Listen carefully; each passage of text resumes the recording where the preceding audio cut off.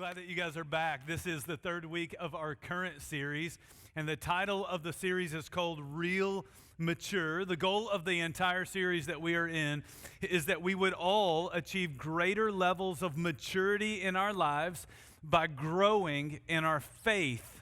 Now, faith is so important. It's really what we're talking about throughout this entire series, because from the very beginning of time, you see that the relationship between God and man, it was broken because trust was broken. At the very beginning of time, God had created Adam and Eve, and he put them in the garden, and the relationship was damaged, not just because of something that they did, but because of a lack of faith that they had. You see, they didn't believe what God had said about the tree that was in the middle of the garden. They thought that somehow God was holding out on them and keeping them from experiencing something good, or maybe even trying to keep them in their place so that they didn't become fully like God. And so because they were suspicious of God, what you really see is that the relationship between God and man was broken because trust was broken. And from that moment in time until this moment in time, God has always been working to rebuild the relationship by asking people to believe or to have faith in Him. In fact, the whole reason that the band played the last song that they did is because that really is the message or the theme of that entire song. What did it say about the nation of Israel? See, when you think back to the nation of Israel, God did not start a relationship with Israel by giving them a list of rules or by giving them the 10 Commandments and saying, here, if we're going to have a relationship, you got to keep all these rules. That's not how it started. It started by God stepping into their Egypt, to use the words of that song. And He stepped into their Egypt to lead them out of slavery because He wanted them to believe that He loved them. He wanted them to believe that He was a God who wanted good things for them. And after many years of a relationship together, then God introduces the 10 Commandments and says, hey, because I love you, because I care about you, I want to help you with some other areas of your life, not just get you out of slavery in Egypt. And if the people would trust Him and believe Him, then they would follow the commandments that He had given to them. You skip over into the New Testament, and the same thing happens. Jesus does not show up in the manger scene, baby Jesus holding 2 stone tablets. You've never seen that manger scene, right? Because Jesus didn't come into the world saying, hey, I got a bunch of rules that I want you to follow. When Jesus came into the world, He wanted the same thing that God wanted in the Old Testament. He wanted people to trust Him. He wanted people to believe in Him. And after a relationship was formed based on trust, like every relationship that you have should be based on trust, after that relationship gets started, then Jesus says, hey, I've got a couple of basic commandments that I think would really serve you well in life. Just try this. Love God and love your neighbor. You do those things, you're probably going to do pretty well in life. But it started with a desire that Jesus had for people just to love Him and for people to trust Him. And listen, the same is true in your life. Jesus came into the world, and Jesus invites you into a relationship simply by trusting Him.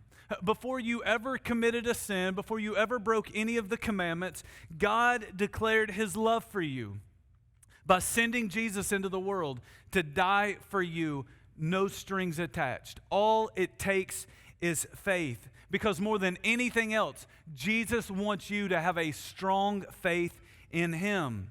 But in order to have this kind of mature faith that we've been talking about over the course of this series, all of us need to be really, really intentional to grow our faith. Listen, I said it in week 1, I'll say it again.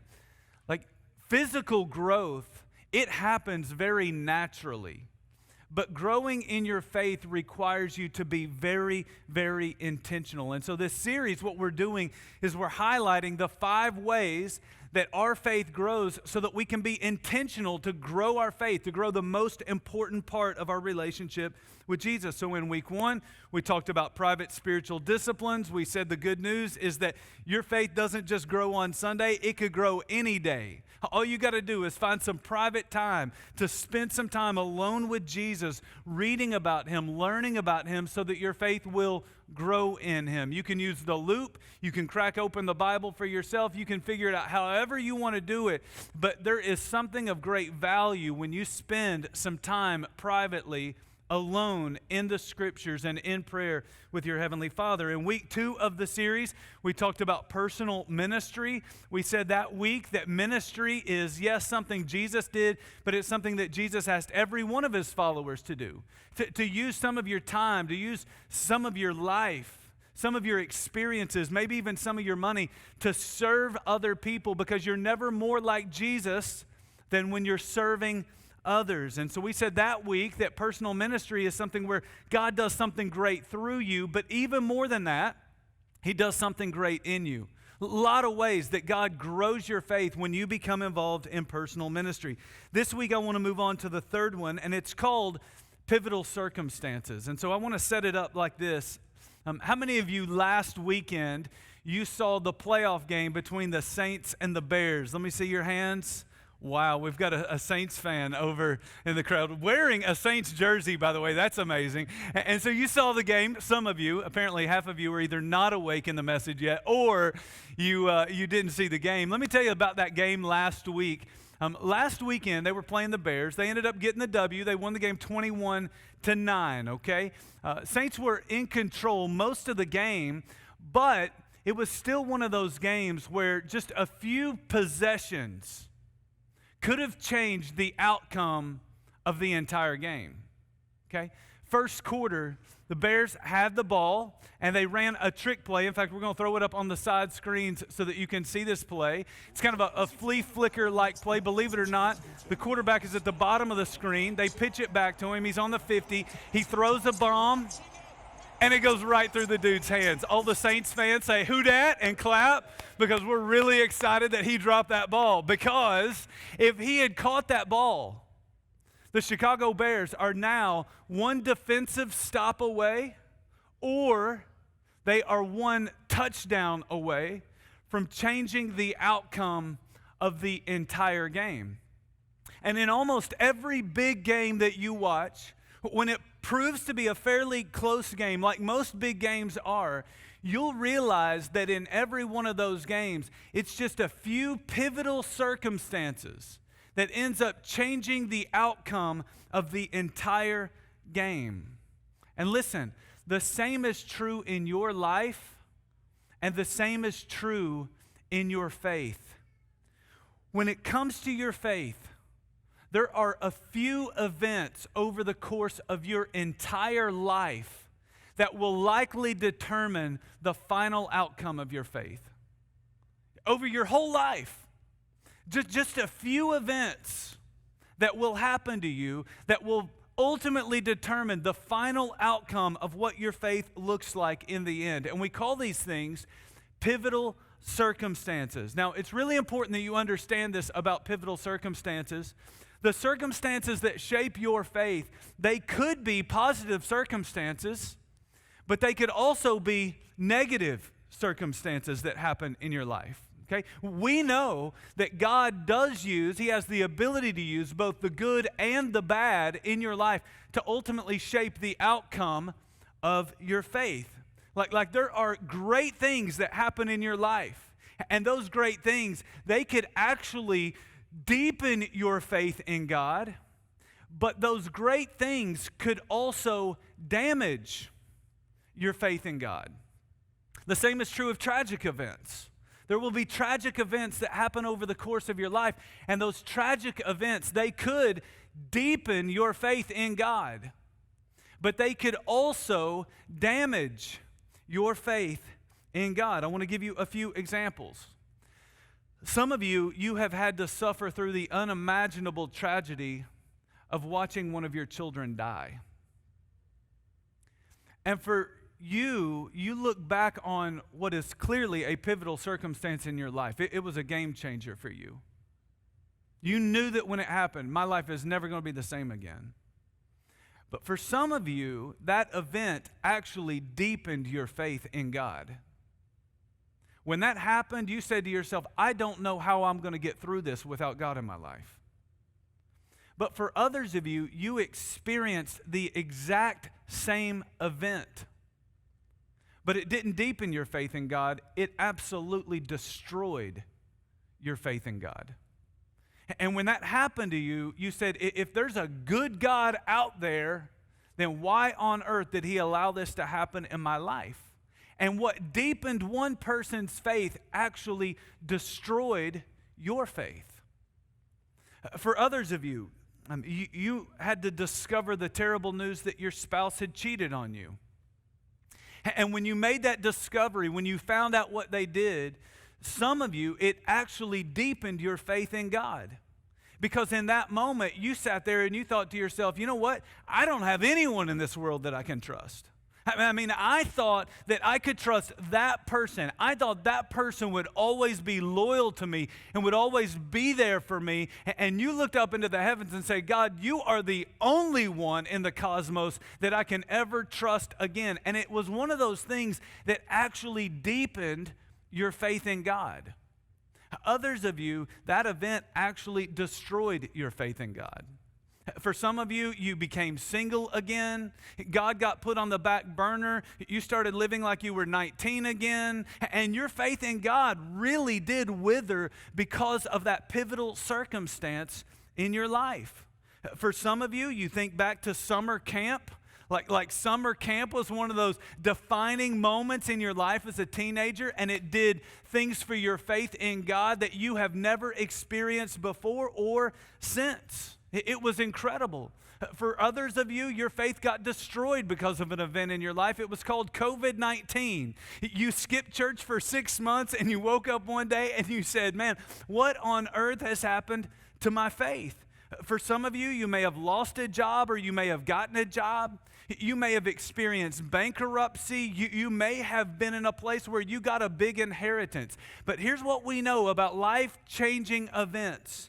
When you have a life-changing event in your life, it will affect your faith for better or for worse. In fact, today I want to show you a story in the Gospels of a couple of women who have a brother named Lazarus who is on his deathbed. And these two women are going to experience what we would call a pivotal circumstance in their life. In fact, this is one of those things, one of those moments in their life that could actually deepen their faith in God, or it has the potential to damage or even destroy their faith in God. Their brother Lazarus gets deathly ill. Jesus is out of town and he's traveling when this happens. And so Jesus is out there doing ministry. He's teaching the masses. He's training his followers. He's healing people who are sick. He's doing all kinds of things to care for people's needs. And his friend, Jesus was friends with this man. His friend Lazarus gets gravely ill. And this is what the text tells us in John chapter 11, verse 3. It says, so the sisters, Mary and Martha, they sent word to Jesus, Lord, the one you love is sick. Now, I want you to drop into verses 5 and 6, and I want you to see how Jesus responds. It's very interesting. It says, now Jesus loved Martha and her sister, which would have been Mary, and Lazarus. So when he heard that Lazarus was sick, he stayed where he was for 2 more days. Now, I don't know about you, but when I read that, I think to myself, that makes absolutely no sense at all. Like if Jesus hears that his friend Lazarus is sick, that the people that he loves, Mary and Martha, are in a terrible spot in their life, they're grieving over what is happening to their brother, then you would think that if he loved them, if he knew they were having a hard time and that Lazarus was on his deathbed, that Jesus would immediately come to, at a minimum, be with them and maybe even do something for them. But he doesn't. Instead, Jesus chooses to stay where he was for 2 more days. And it's because, and I really want you to get this, Jesus wants to make their life better. But even more than that, Jesus wants to make their faith stronger. I'm going to say it again, and this time I'm going to try to personalize it for you. Yes, Jesus wants to make your life better. But even more than that, Jesus wants to make your faith stronger. Because believe it or not, your faith is actually more important than your happiness. And so Jesus is going to go to work in this situation. And a lot of times you'll look at events in your life, you'll look at circumstances in your life, and you'll be sitting there going, I don't understand him. Why is he doing what he's doing? And it's because you want him to make you happy. And he's going, look, I do care about making your life better. But even more than that, I care about making your faith stronger. And so Jesus is going to do some things. In fact, there have been things that have happened in your life. There will be things that will happen in your life. And you are going to be left wondering, why doesn't Jesus do something? You're going to be left asking yourself the question, why didn't he stop that? You're going to sit there some days and you're going to ask yourself the question, did I do something wrong? Is Jesus punishing me? Is he mad at me? Does he not love me? Does he not listen to me? Does he not care about me? And you're going to be frustrated with him. And in those moments, I need you to come back and I need you to remember that yes, he wants to make your life better, but even more than that, he wants to make your faith stronger. I want you to look at how he acts in verses 11 to 15, because what Jesus is going to do, he's going to do something that's going to be harder on their life, but it's going to be much greater for their faith. It's going to stink in the short term, but in the long haul, it's going to be a very sweet thing that they experience. Look at verses 11 to 15. It says, after he had said this, he went on to tell them, talking to his disciples, our friend Lazarus has fallen asleep, but I'm going there to wake him up. His disciples replied, Lord, if he sleeps, he'll get better. Jesus had been speaking of his death, but his disciples thought that he meant natural sleep. So then he told them plainly, Lazarus is dead. Now, I want you to watch this. Lazarus is dead. And then Jesus said this, and for your sake, I am glad I was not there, so that you may believe. But let us go to him now. Now, I want you to see what Jesus is doing. Jesus is not just leveraging an event. Okay, watch this. Jesus is actually creating an event that he knows will deepen their faith in him. Now, Jesus doesn't always do this, okay? Sometimes Jesus just allows things to happen, but sometimes Jesus actually causes things to happen. And so in this story, Jesus says, I got to do something intentional here. And so he hears that Lazarus is sick, but then he chooses to stay where he is for 2 more days. And the reason that he does that is because if he gets there too early, Lazarus is going to be alive. And because Jesus loved Lazarus, what would he have done? He would have healed Lazarus. He would have made him better. But let me tell you something. Everyone, when they looked at Jesus, they already believed that he had the power to heal the sick. They had already seen it happen. They had already heard the stories of Jesus healing the man who was blind. They had already seen how Jesus had healed the Roman centurion servant who was paralyzed. They had already heard the stories of Jesus traveling and healing all kinds of people. But at this point in his ministry, I don't think Jesus had ever raised someone from the dead. And so Jesus, again, he's not just leveraging this moment, he is actually creating a moment to grow their faith. And what's going to happen is these people are going to go from believing that Jesus has the ability to heal to actually knowing that Jesus has the power to raise someone from the dead. He is going to go from being called healer to they're now going to start calling him the resurrection and the life, because their faith in him is getting ready to grow exponentially. And I want you to know something. This story and what is happening to Lazarus, what is happening to Mary and to Martha, it's not even about them. It's about everyone else. See, it's not just about Lazarus, and it's not just about Mary, it's not just about Martha. What did he say to his disciples? He said, I'm going there, and I'm going to wake him up, but I am glad that I wasn't there for your sake. because I want you, the 12, to believe something about me that you have never believed about me before. And so Jesus is saying, this isn't just about Lazarus. This isn't just about the sisters. This isn't just about the 12. This is about people throughout the history of the world. This is about people throughout the history of the church. This is about you and me. This is about whether or not we believe Jesus has the ability to raise people from the dead. It's about whether or not you believe that he has the ability to raise you from the dead. And so because of this story, in John chapter 11, you read it and you go, okay, I've got to rethink circumstances in my life in a whole new way. Like Jesus is doing something here that we would not expect him to do, but he had a very good reason. Jesus isn't just working to make their lives better. Jesus is working to make their faith stronger. And what you will find, if you talk to people about their faith journey, you will hear people say all the time that the worst thing that ever happened in their life, it actually turned out to be the greatest thing that ever happened to their faith. You'll hear people who talk about the worst things that ever happened in their life, and they'll say, man, I would never want to go through it. I don't ever want to experience something like that again. But because of what I went through, I started to have a kind of faith in God that I had never had before.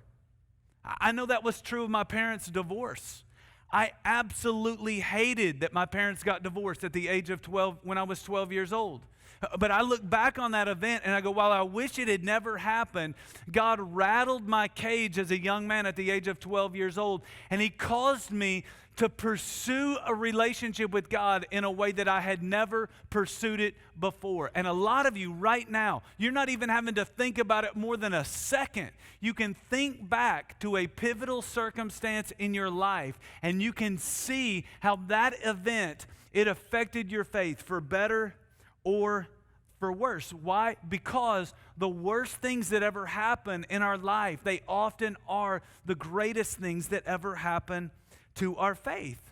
And so for some of you, you look back and you go, yeah, that was a tragedy in my life, but it did something great for my faith. But listen, others of you say, it was tragic in my life, and it was also tragic and devastating to my faith. I want you to know something if that's you today. It is not too late for God to finish writing that chapter in your life. In fact, I believe that that's why he brought you here today, because he wants you to see that event in your life in a whole new way. You see, the thing that will determine if an event deepens your faith or if the event destroys your faith is all about how you interpret it. It's all about how you see that event and how you interpret it. Why else is it that some people can go through a divorce and it strengthens and it deepens their faith? Other people go through a divorce and it destroys their faith. Why is it that some people can lose a loved one and it deepens their faith, and other people lose a loved one in very similar circumstances, but it destroys their faith? It's because it all hinges on how you interpret the event. I want you to look at how Lazarus' family is interpreting this event. Now, before I read it, I want to ask you, here they are, our brother is sick, we send word to Jesus, Jesus doesn't come, our brother dies. Does this cause them to believe good things about Jesus? Or do you think it causes them to believe bad things about Jesus? Verses 17 to 21. On his arrival, Jesus found that Lazarus had already been in the tomb for 4 days. So listen, Jesus, you didn't barely miss it. Like you really missed it. Like we had the funeral. He's been in the tomb for 4 days now. Now Bethany was less than 2 miles from Jerusalem, and many Jews had come to Martha and Mary to comfort them in the loss of their brother. When Martha heard that Jesus was coming, she went out to meet him, but Mary stayed at home. Lord, Martha said to Jesus, if you had been here, my brother would not have died. That's Martha. I want you to jump over into verse 32, and I want you to see what Mary says when she goes to confront Jesus. When Mary reached the place where Jesus was and saw him, she fell at his feet and said, Lord, if you had been here, my brother would not have died. Now, I don't know if they're mad at Jesus, if they're confused, if they're stating the facts. I don't know if they are outright angry at Jesus for not showing up. But I do know this. When these two ladies saw Jesus, they both confronted Jesus and they said the exact same thing. They both said, Lord, if you had been here, then my brother would not have died. They said the same thing because they saw it in the same way. Now let me tell you something. The people that you process with, they will determine how you interpret the pivotal circumstances in your life. And this is why you better be really, really careful about who you're running with when you experience a major change in your life. You better be really careful who you listen to. You better be really careful who you give access to. You better be really careful who you are allowing to speak into your life, because what they say will probably determine how you interpret the entire event. And so let me say this. You need to talk to someone. But even more than that, you need to talk to the right people.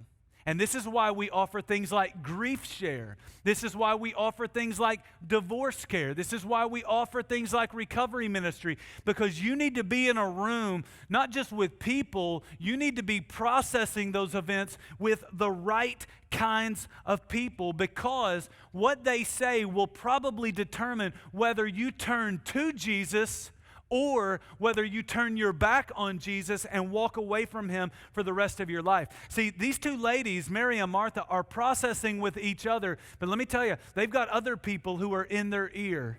And because they're in their ear, they're in their head. And they're shaping the way they think about Jesus. Look down in verse 37 at the kinds of things the other people who had come to grieve with them were saying.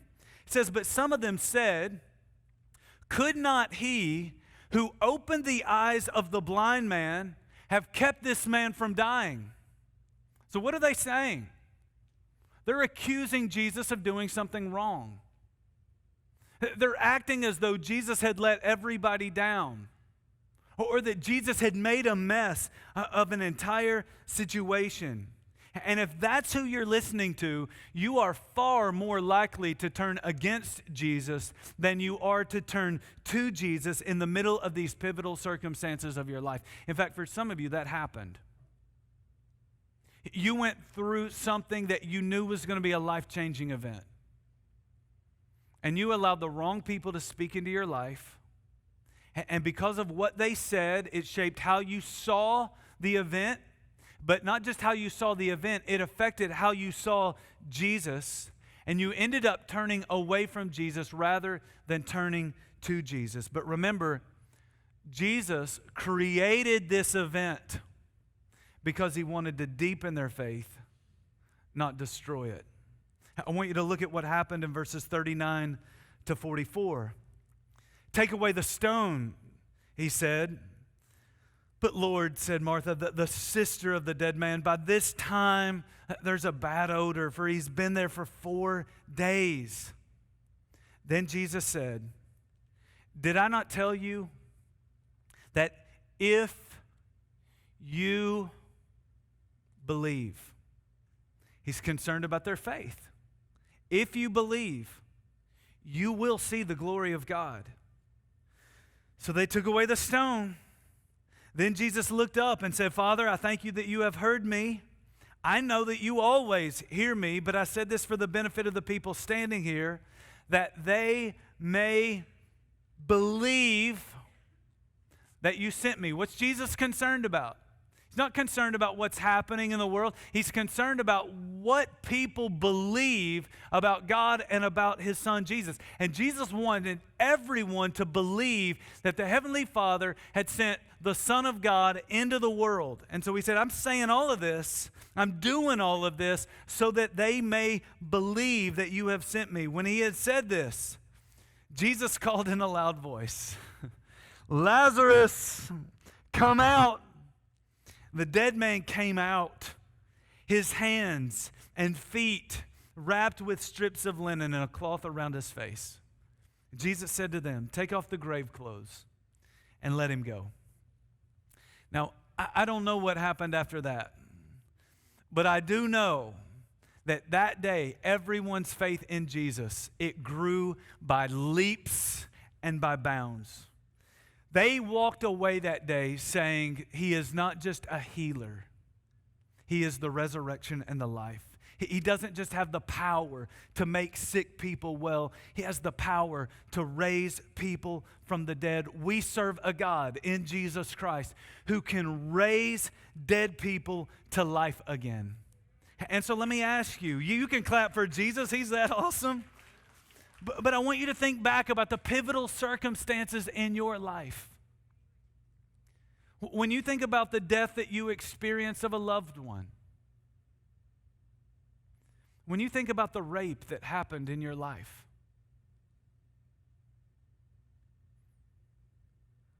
when you think about bankruptcy that you experienced,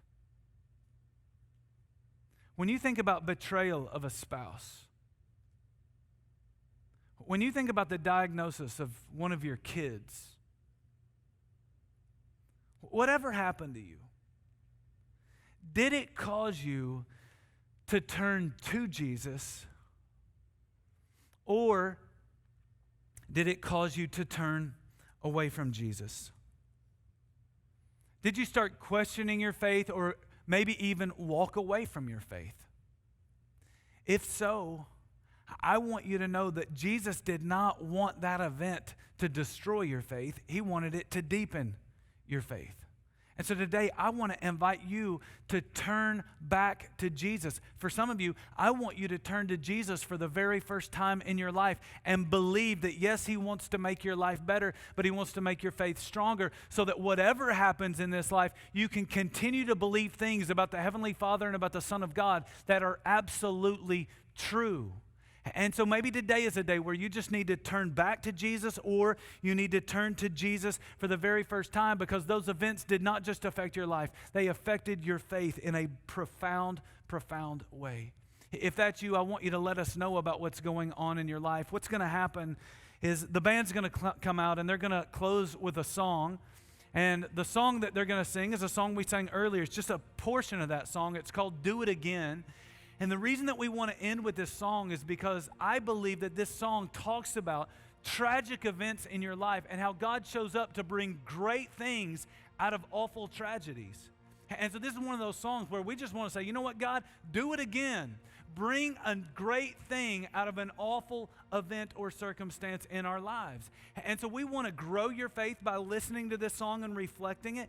And then after this song is over, what I'm going to do is I'm going to come back out and I'm going to share a couple of things with you that I think are next steps that all of us should be taking as we think about growing our faith through this thing called pivotal circumstances. So let's stand, let's sing with the band, and then I'll come out in just a moment to help us wrap up today. Let me pray for us. God, thank you so much for what you are teaching us today. God, I want to pray for everybody in the room and for everyone who's watching online right now, because I know that today they are being forced to deal with some really heavy things. I know none of us want to go back and revisit the most painful moments of our lives. But God, I believe that some of us need to think about those events in new ways, that we need to see it in a new light so that we would turn to you rather than turning away from you. And so God, I just pray that today your Holy Spirit would minister to our hearts and our souls. I pray, God, that we would be willing to revisit conversations and engage in conversations about difficult circumstances so that our faith in you could grow through it all. And I ask